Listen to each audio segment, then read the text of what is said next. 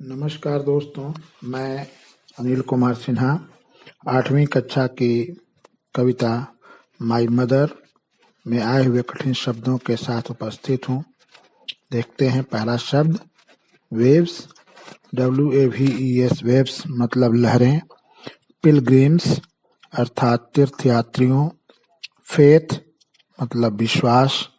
Toil अर्थात कठिन परिश्रम। सेंटली टीचर यानी कि पुजारी या गुरु। सैंडी अर्थात बालुई। पियस अर्थात धर्मनिष्ठ। नीलिंग एंड बोइंग अर्थात नमाज अदा करना। जो इस्लाम धर्म के लोग नमाज अदा करते हैं उस प्रक्रिया को अंग्रेजी में नीलिंग एंड बोइंग कहा जाता है। ग्रेस अर्थात कृपा। अलमाइटी सर्वशक्तिमान। पीटी अर्थात तपस्या। लैप अर्थात गोद। एनवी ईर्ष्या। फुल मून नाइट अर्थात पूर्णिमा की रात। वोक जागा। टेंडरली नम्रता से। टू फेस सामना करना। जजमेंट डे मृत्यु के बाद ईश्वरीय न्याय का दिन। आइए मित्रों, हम लोग इस पाठ में आए हुए प्रश्न और उत्तर को देखते हैं। पहला प्रश्न है, which places of his childhood days does the poet recall in the poem. अर्थात इस कविता में कवि ने अपने बचपन में आए हुए किन स्थलों यानी प्लेसेस का रिकॉल किया है, यानी उसे याद किया है। किन स्थलों को, इसका आंसर लिखेंगे। The poet recalls Rameshwaram mosque street, Arab teaching school, railway station road and Rameshwaram temple city of his childhood days in the poem. अर्थात कवि ने इस कविता में रामेश्वरम की मस्जिद वाली गली, अरब पढ़ने वाली स्कूल जहां अरबी भाषा की पढ़ाई होती थी, रेलवे स्टेशन रोड और रामेश्वरम मंदिर के शहर यानी रामेश्वरम जो शहर है उन स्थलों की चर्चा अपने बचपन की दिनों की है इस कविता में। दूसरा प्रश्न मित्रों ये है, can you guess the child's daily routine from the poem, write it. अर्थात क्या आप इस कविता में बच्चे के डेली रूटीन यानी उसके दैनिक रूटीन के बारे में अनुमान लगा सकते हैं। राइट इट अर्थात आप इसे लिखें।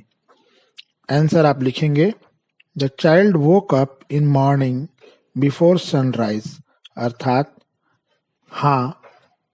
हाँ का यहाँ अर्थ ये है कि हाँ मैं गेस कर सकता हूँ इस कविता में आए हुए उस बच्चे के डेली रूटीन के बारे में।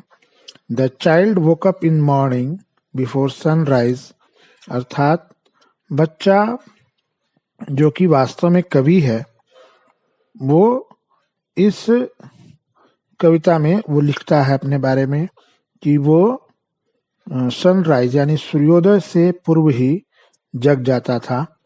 He went miles to take lessons from saintly teacher. वह मीलों दूर जाता था उस धार्मिक गुरु से, यानी कि जो पुजारी थे, मंदिर के पुजारी, उन शिक्षक से सीखने के लिए, लेसन्स लेने के लिए, पाठ पढ़ने के लिए। Again he walked miles to study in Arab teaching school.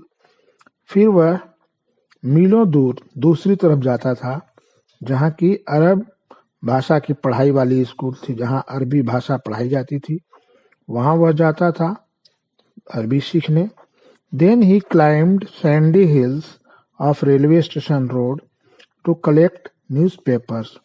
फिर वह रेलवे स्टेशन रोड की बालुई, जो बालू वाला जो हिल था, मतलब कह सकते हैं कि बालू से भरा हुआ बिल्कुल ऊंचा स्थान था, उस बालुई स्थान पर वो, जो कि रेलवे स्टेशन जहाँ था, उस स्थान पर वो जाता था बालू पर चढ़कर, और बालू ये बिल्कुल टीले की तरह उठा हुआ था।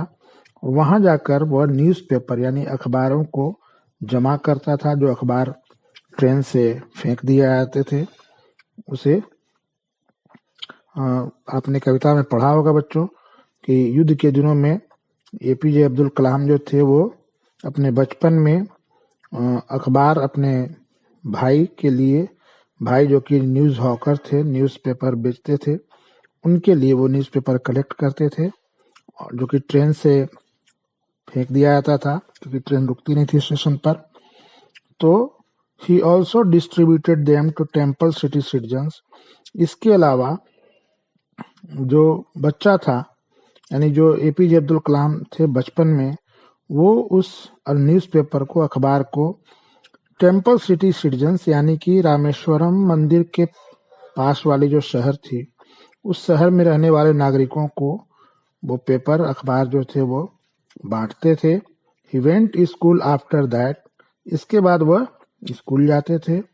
In the evening he was doing business before study at night. और शाम को वह कुछ व्यापारिक गतिविधियां करते थे, कुछ बिजनेस करते थे, रात में पढ़ाई करने से पूर्व यानी शाम को। अब उनकी आत्मकथा में बच्चों आप पढ़ेंगे कि वो उस समय छोटी छोटी चीजें वो कलेक्ट करते थे, जैसे इमली के बीज वगैरह, और उसकी बड़ी डिमांड थी उन युद्ध के दिनों में। तो वो ये चीजें अपने आसपास के मोहल्ले से, घर के आसपास से कलेक्ट करके, उसको जमा करके और ले जा करके वो दुकान वाले को देते थे। इसी को यहाँ वो बिजनेस कह रहे हैं। He was doing business before study at night. रात में पढ़ाई करने से पूर्व वे उसे ये बिजनेस करते थे। His daily routine was painful. कह सकते हैं आप कि यहाँ उनका जो दैनिक रूटीन था, दैनिक जो क्रिया कार्यक्रम था, वो बहुत ही पेनफुल था, यानी बहुत ही दर्द भरा था। आइए बच्चों हम लोग तीसरे प्रश्न को देखते हैं। तीसरा प्रश्न है, what are the feelings of the poet for his mother. अर्थात कवि का अपनी माँ के प्रति कैसी फीलिंग थी, कैसा भाव था, आपको यहाँ बताना है। आंसर आप लिखेंगे, the poet loved his mother too much.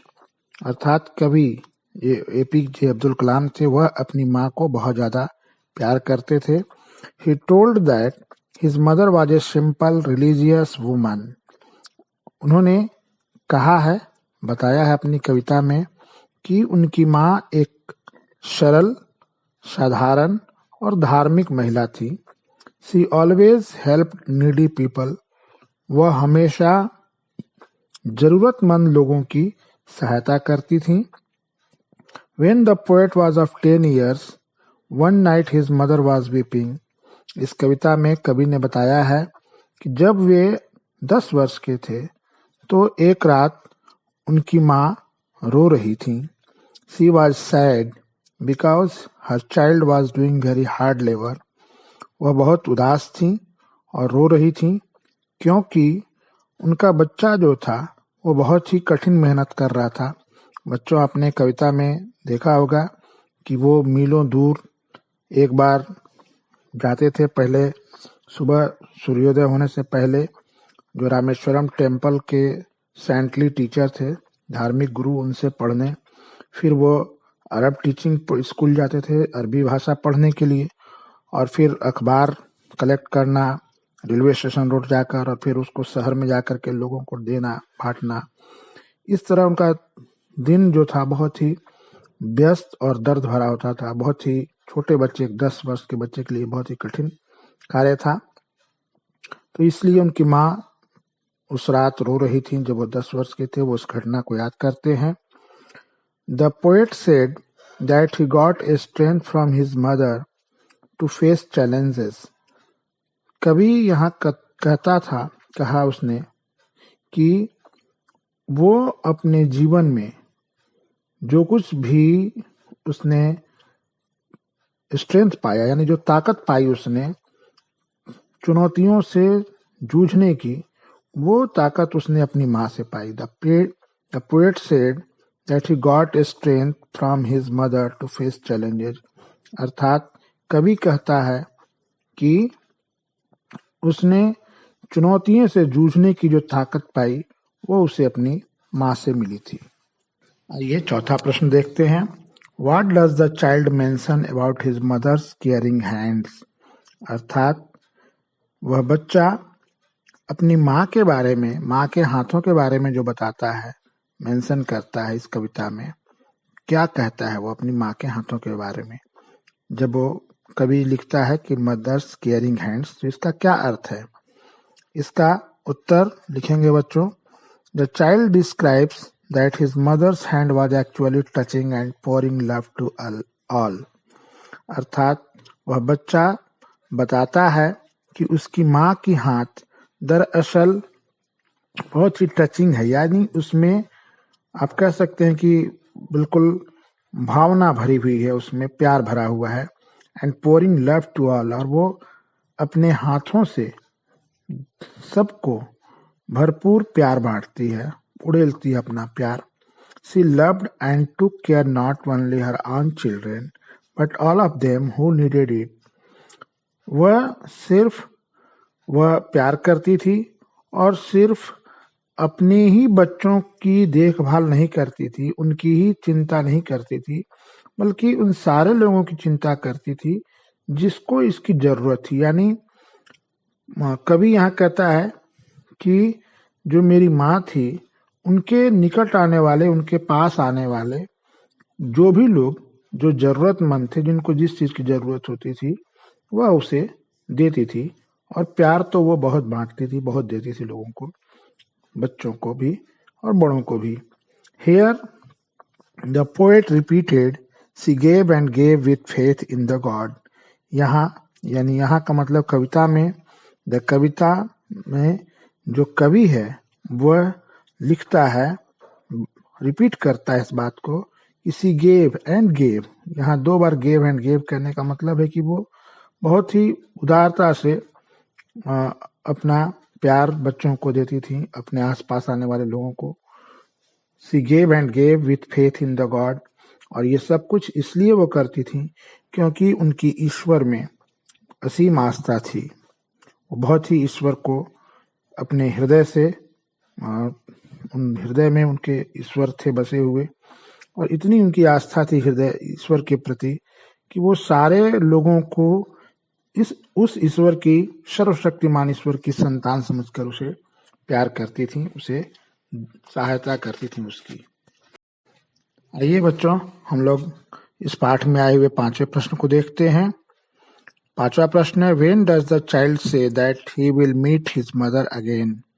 अर्थात बच्चा कब ये कहता है कि वह अपनी माँ से फिर मिलेगा? क्योंकि इस कविता में कवि ने कहा है कि मैं फिर अपनी माँ से मिलूंगा, तो कब ऐसा कहता है वह बच्चा? आंसर आप लिखेंगे कि the child says that he will meet his mother again on the great judgement day. अर्थात बच्चा कहता है कि वह अपनी माँ से फिर मिलेगा उस ग्रेट जजमेंट डे को, यानी कि उस महान न्याय के दिन। ग्रेट जजमेंट डे क्या है? ग्रेट जजमेंट डे, इसके बारे में कई धार्मिक पुस्तकों में लिखा गया है, और यह कहा भी जाता है महापुरुषों के द्वारा, विद्वानों के द्वारा, कि on that day God will examine all good and bad work of every person.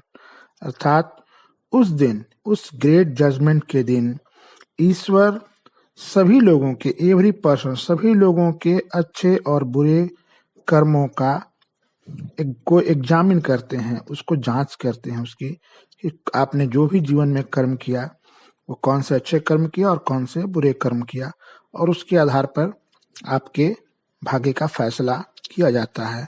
जो कि मृत्यु के बाद, ऐसा माना जाता है कि मृत्यु के बाद ईश्वर हर किसी के भाग्य का फैसला करते हैं, उसके कर्मों का लेखा जोखा रखा जाता है। यही इस 5वें प्रश्न के उत्तर में कहा गया है बच्चों। उम्मीद है आपको ये प्रश्न उत्तर अच्छे लगे होंगे और आपको सहायता मिलेगी अपने प्रश्नों के उत्तर यहाँ से करने में। उम्मीद है आप अपनी पढ़ाई अच्छी तरीके से कर रहे होंगे। तो आपको अगर मेरा वीडियो अच्छा लगे तो इसे शेयर करें और चैनल को सब्सक्राइब जरूर कर लें। पढ़ाकू अड्डा की तरफ से मैं एक बार फिर से आपका धन्यवाद करता हूँ।